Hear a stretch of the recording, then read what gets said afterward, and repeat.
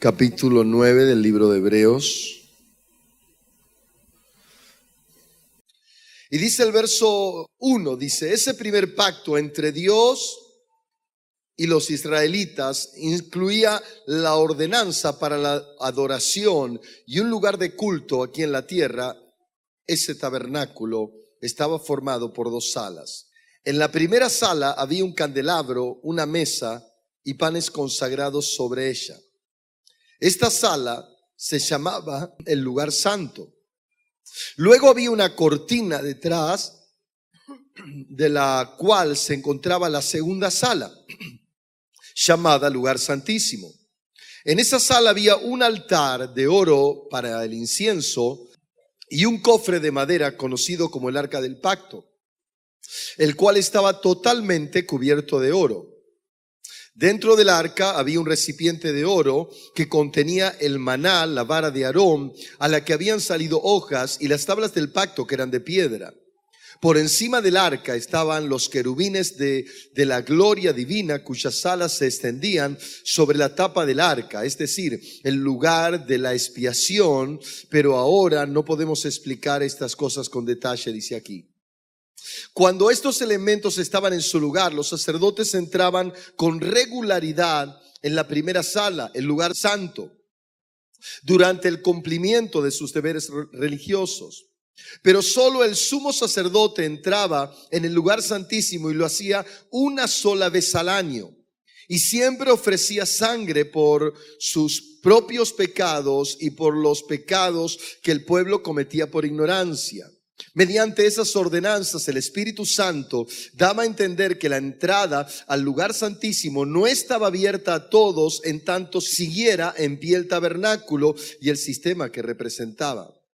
Esta es una ilustración que apunta al tiempo presente, pues las ofrendas y los sacrificios que ofrecen los sacerdotes no pueden limpiar la conciencia de las personas que los traen, pues este sistema antiguo solo consiste en alimentos, bebidas y diversas ceremonias de purificación, es decir, ordenanzas externas que permanecieron vigentes solo hasta que se estableció un sistema mejor. Y quiero detenerme aquí.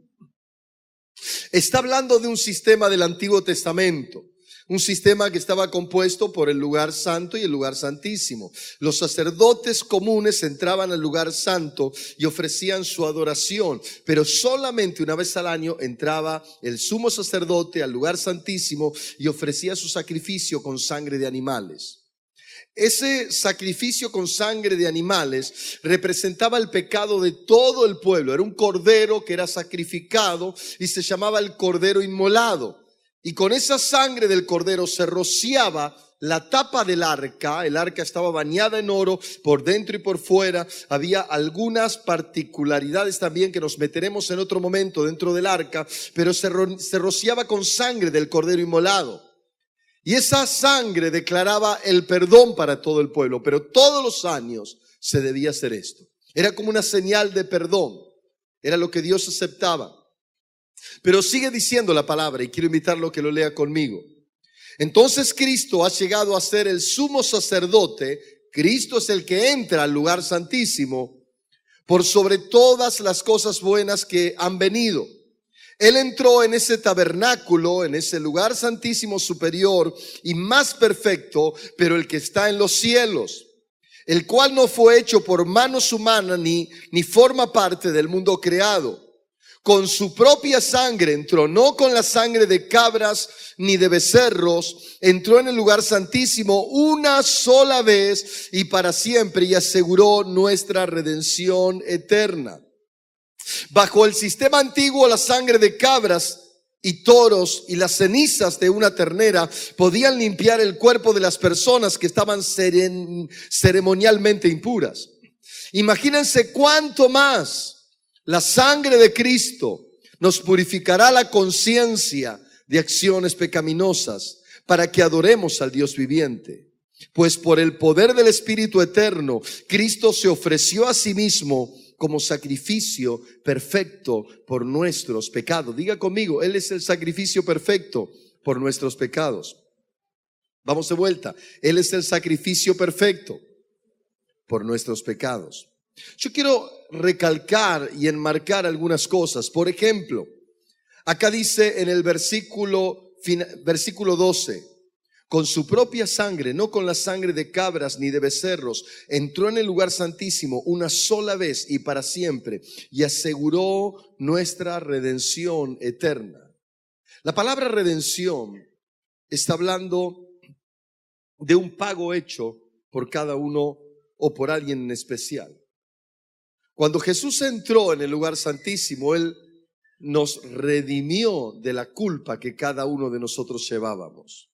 Es decir, que eso nos tiene que llevar a nosotros a no vivir por nuestra propia capacidad, no creer que en realidad podremos, haciendo todo lo que hagamos, agradar a Dios. Es decir, que Dios me recibe porque yo no miento, porque yo no insulto, porque yo no robo, porque yo no hago esto, sino que en realidad la muerte del Cordero de Dios hizo que todas mis culpas fueran llevadas por Él en el momento que Él fue sacrificado.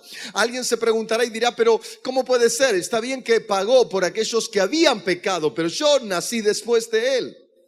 Pero en esa cruz, Él llevó absolutamente los pecados de todos los humanos, incluso los pecados que todavía tú puedes cometer.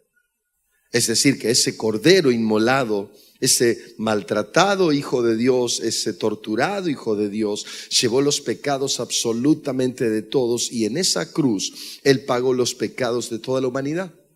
Entonces tú tienes libertad para entrar en el lugar santísimo, en la presencia de Dios, y ver al Cordero inmolado que murió por ti, y agarrar todas las virtudes y beneficios y hacerlos tuyos tan solamente porque crees en Él.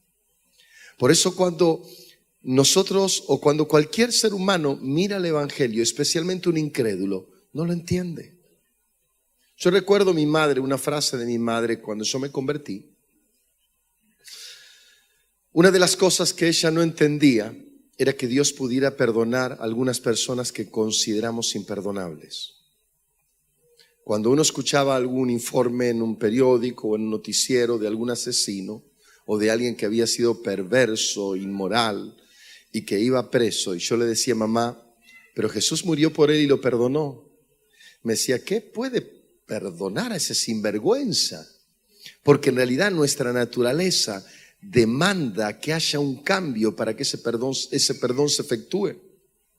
Pero la Biblia nos dice que Él llevó todos nuestros pecados, y ese es el mensaje del Evangelio. Eso es lo que uno le puede decir a aquel que está cargando con el pecado o con la maldición que trae el pecado.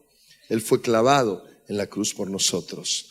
El lugar santísimo y el Cordero inmolado es el sacrificio por cada uno de tus pecados. Ahora, mire qué interesante que es que aquel que carga con el pecado, todo pecado trae una maldición.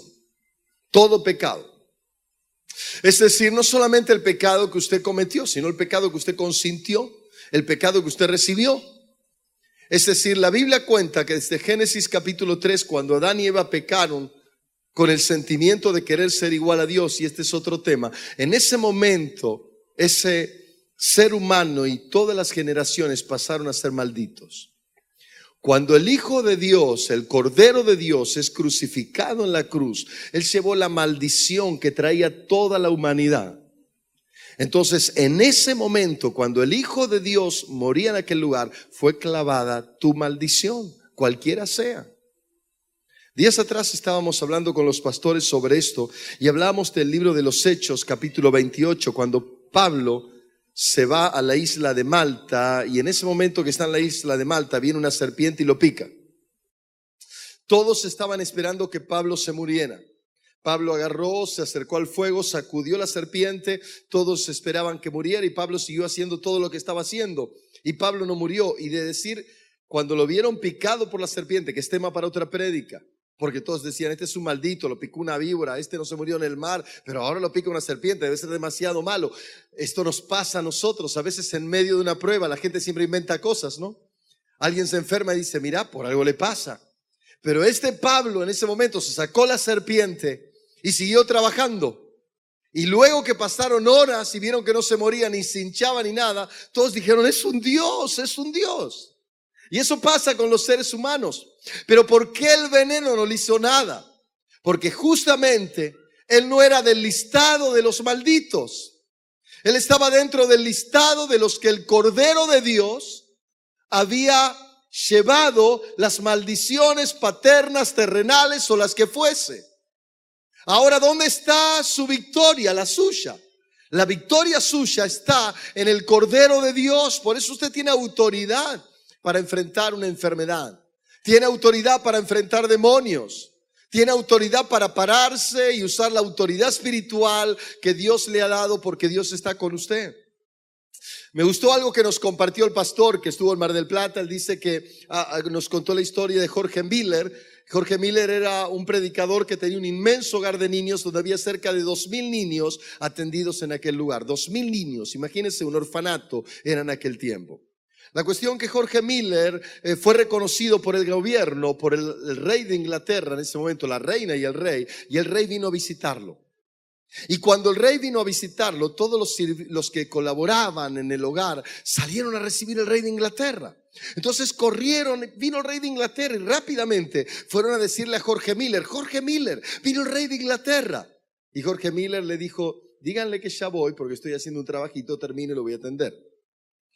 Cuando se acercó al rey de Inglaterra, Jorge Miller se inclinó allí, sin mirar su rostro, y lo saludó reverentemente. En ese instante, en ese momento, el rey le dijo, señor Jorge Miller, conocemos su trabajo y todo lo que usted hace, y quiero preguntarle qué es lo que necesita para el hogar de niños. Y Jorge Miller otra vez reverentemente y respetuosamente volvió a hablarle al rey de Inglaterra y le dijo, rey, mi autoridad no me permite que le diga a usted cuál es mi necesidad, nuestra necesidad. Así que por lo tanto, si mi autoridad no me da autorización, no voy a decirle nada. Y no le dijo verdaderamente cuál era la necesidad del hogar. Usted dirá, ¿por qué? Porque Jorge Miller, cualquier otro que era terrenal, hubiese dependido del rey de Inglaterra. Le hubiese dicho, mire, necesitamos esto, necesitamos aquello, necesitamos esto otro. Pero Jorge Miller sabía que había y hay uno más alto, que era el que le proveía y le provee todo lo necesario a cada uno de los hijos de Dios día tras día, y a su nombre. Ahora, ¿por qué se debe eso? Por el Cordero inmolado. Por eso dice que Él ganó eterna redención. Él no ganó una redención así nomás. Él ganó tu libertad absoluta. Ganó todo el bien y la bendición que necesitas. No solamente dice esto, sino dice algo más. Y no voy a extenderme mucho en cuanto a esto, pero léalo conmigo. Verso 13. Bajo el sistema antiguo, la sangre de cabras y de toros y las cenizas de una ternera podían limpiar el cuerpo de las personas que estaban ceremonialmente impuras. Imagínese, y esto me gusta, cuánto más la sangre de Cristo nos purificará la conciencia de acciones pecaminosas para que adoremos al Dios viviente. Está diciendo que justamente la gracia que tiene el Cordero de Dios te cambia la mente. ¿Por qué un creyente no peca? Porque en realidad su naturaleza fue cambiada. Él no quiere pecar. Él sabe que tiene algo diferente, hay algo distinto en él. Hay personas que viven toda su vida queriendo agradar a Dios. Eso es religión. Pero hay otros que dicen, he muerto en Cristo y ya no vivo yo. Desde que lo encontré en la cruz, desde que lo conocí, desde que lo vi, todas mis cargas, mis sueños, mi pasado, mi presente y futuro, todo lo que soy fue entregado en Él, porque yo quiero de Él y no quiero de mí. Ya no vivo yo. ¿Usted me entiende? Es entregarlo todo, es rendirse todo, es saber que es mejor estar con Él que en mí mismo, es saber que me conviene, saber que es mejor de Él. Por eso hay un lugar y hay lugares donde la mayoría de los que estamos en la iglesia no conocemos, y cuando usted no conozca el lugar santísimo va a estar toda la vida queriendo pelear por cargos y lugares. Es el famoso yoísmo. Hay pastores y líderes que no les alcanza el título. Son líderes, quieren ser, o no son nada, quieren ser líderes. Son líderes, quieren ser pastores. No les alcanza el título de pastores, quieren ser apóstoles. Y no les alcanza el título de apóstoles, quieren ser tal vez, no sé, querubines o algo parecido. Porque en realidad no se dan cuenta que la clave no está en la gran escalera de reconocimiento que encuentres en la tierra. La clave está que en el cielo te conozcan y que el cielo responda cuando abres la boca, y que puedas vivir libremente sabiendo que todo lo que eres, lo que fuiste, fue llevado en la cruz, y que hay ángeles que todos los días cuidan de ti a su nombre. Por eso me interesa más conocer al Cordero inmolado, ¿me entiende? Saber que las promesas de Dios se hacen real. Algunas personas están equivocadas, creen que la gran carrera es aquí abajo. Yo quiero que los demonios tiemblen cuando hablo, no me interesa otra cosa. Me interesa que me mueva y haya ángeles a mi alrededor. Yo quiero que los ángeles trabajen. Yo creo que todo lo que vemos aquí, y perdóneme por señalar lo material, no hubiera sucedido si no hubieran actuado ángeles aquí. Dios envió ángeles de otros países para edificar esta iglesia. Usted dirá, pusieron ladrillos. No, esos eran locales. Trajeron dinero en algún caso sin saber quién eran. No eran personas que vinieron de afuera para ayudarnos. Pero cuando alguien está bien conectado con el lugar santísimo, cuando alguien ve el Cordero de Dios, cuando alguien entra en el lugar santísimo por el Cordero de Dios, porque no hay otro, ¿me entienden? No hay otra forma de entrar. Los ángeles trabajan a su favor.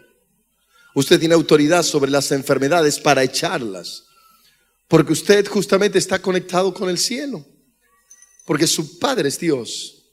Una historia más nos contó de Jorge Miller, y termino de esta manera, mientras los músicos ocupan su lugar. Nos contaba que justamente había un momento que no había para comer. Los niños no tenían pan, eran 2,000 niños, no tenían nada de pan, no había alimento. Y llegó el momento del mediodía. Entonces, antes de que se hiciera el mediodía, Jorge Miller hizo una sencilla oración. Y quiero que entienda qué oración hizo. Papi, no hay pan. Ya está.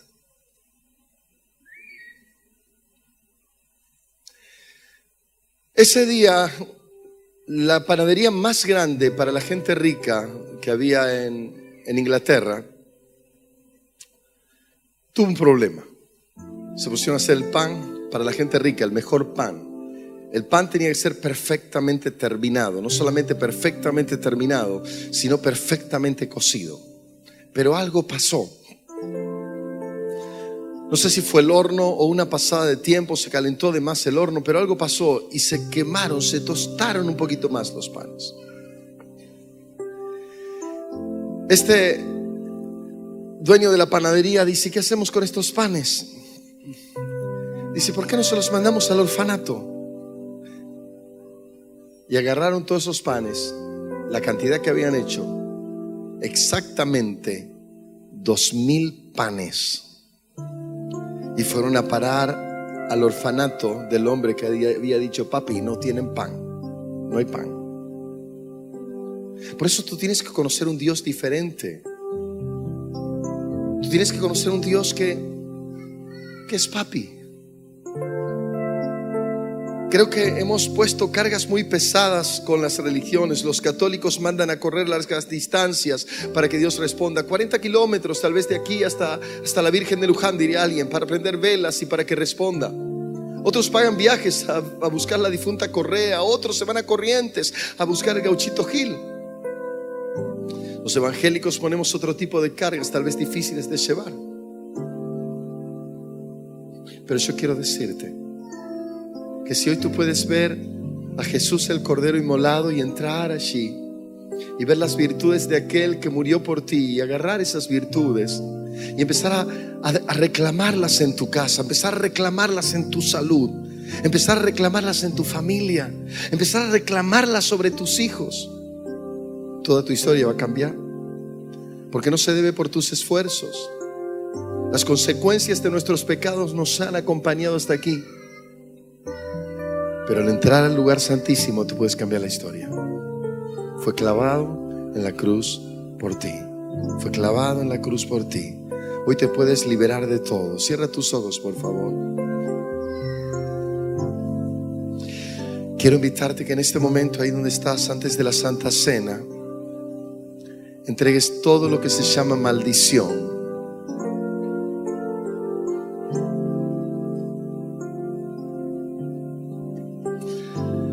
Dediques unos minutos a mirar aquello que por ahí no sale tan bien.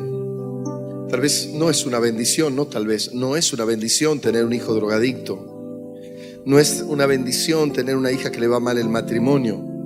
No es una bendición.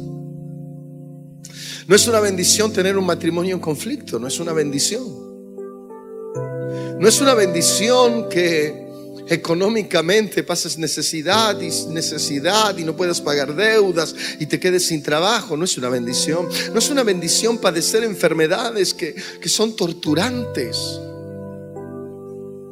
Por eso hoy te puedes parar, poner de pie. No lo hagas todavía, pero si hay alguna maldición, te puedes poner de pie y, puesto de pie, decir con tu propia boca: fue clavado en la cruz por mí.